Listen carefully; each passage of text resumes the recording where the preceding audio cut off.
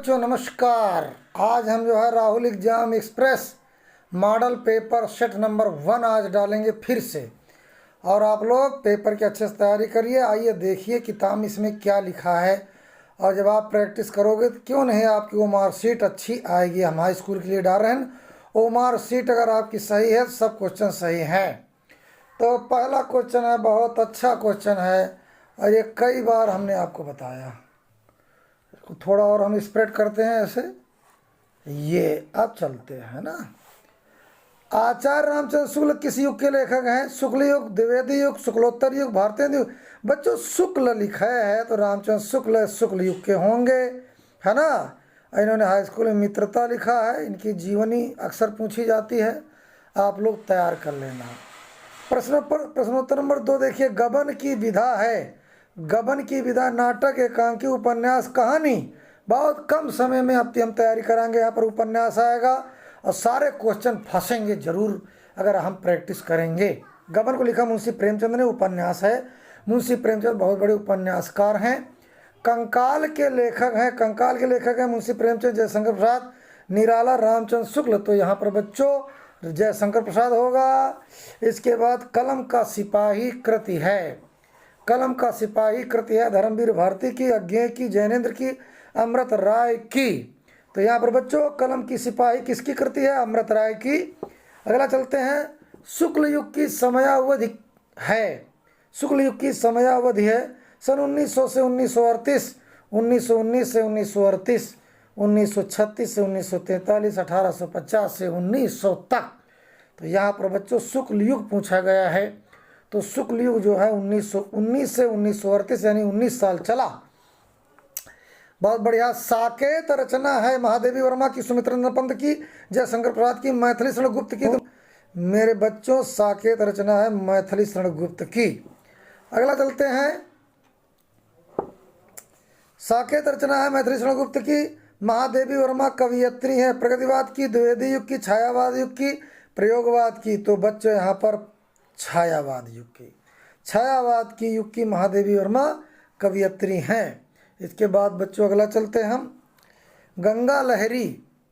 गंगा लहरी रचना है पद्माकर की, बिहारी की, भूषण की, मतिराम की।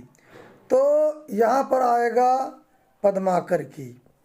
यही क्वेश्चन हर सेट में लगभग रिपीट करते हैं, तो बार बार देखोगे तो आपकी प्रैक्टिस हो जाएगी, घबराइए नहीं। आइए अगला देखते हैं। पर अब कितने दिन पेपर के बचे हैं बच्चों, अब तो मेहनत कर लो, है कि नहीं। आधुनिक काल की समय सीमा है, आधुनिक काल की समय सीमा है सन 1919 से 1938 तक, 1936 से 1943 तक, 1918 से 1950 तक, सन 1868 से अब तक। तो यही डी में लगा दीजिए, अभी आधुनिक काल चल रहा है।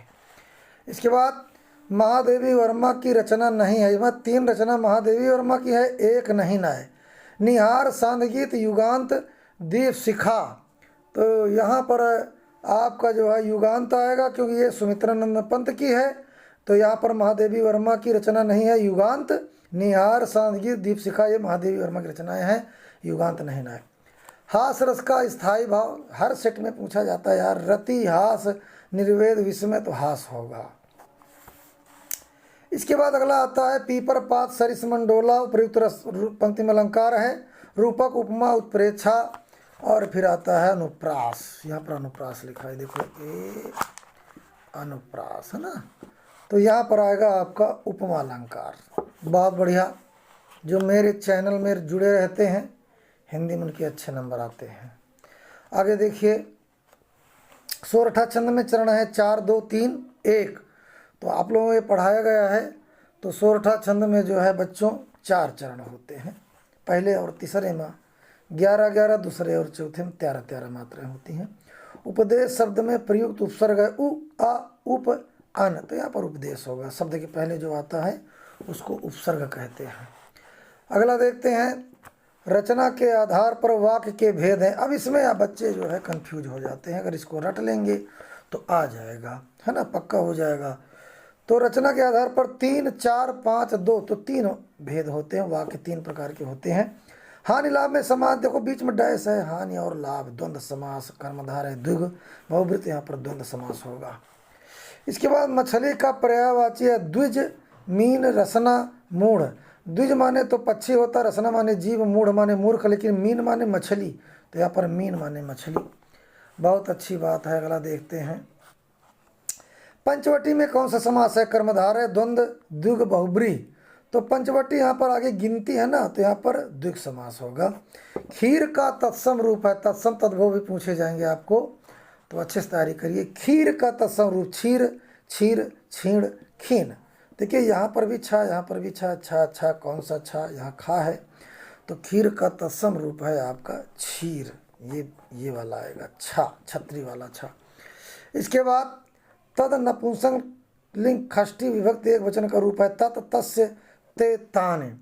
तो यहाँ पर बच्चों तस्य आएगा, है ना, तत्ते तान, तत्ते तान, तस्य, तस्य, तत्ते तान। तद का नपुंसक षष्ठी विभक्ति एक वचन का है तस्य, यही वाला आएगा। धन्यवाद बच्चों, बहुत कम समय लिया है और छोटी छोटी वीडियो डालते रहेंगे जिससे आपका फायदा मिले। नमस्कार।